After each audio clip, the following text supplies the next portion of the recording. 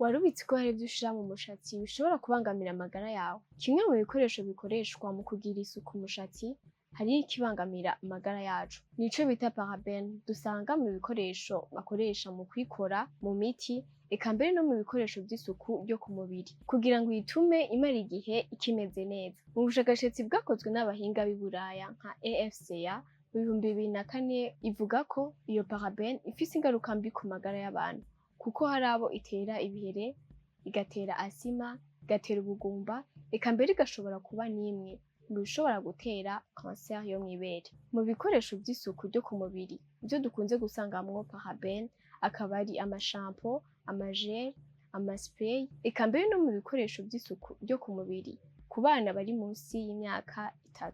Ivyo bikaba vyagaragaye kubw'uko igikoresho cose gikozwe bashirako ivyo cakozwemwo. Niho abashakashatsi bo mu bihugu bitandukanye baciye batangura kugira ubushakashatsi bwimbitse kuri iyo parabene. Mbega none twovyitwaramwo gute ko ivyo bikoresho tuguma tubikenera? Ibihugu bimwe bimwe vyamenye ingaruka mbi za parabene birahagarika igikoresho cose gikozwe kirimwo iyo parabene. Ivyo bitavuze ko ata gikoresho na kimwe kigihari kirimwo parabene, ahubwo naho umuntu ubwiwe akwiye imbere yo gukoresha ico gikoresho kuraba ahanditse ivyo cakozwemwo kubwo gukingira amagara yiwe.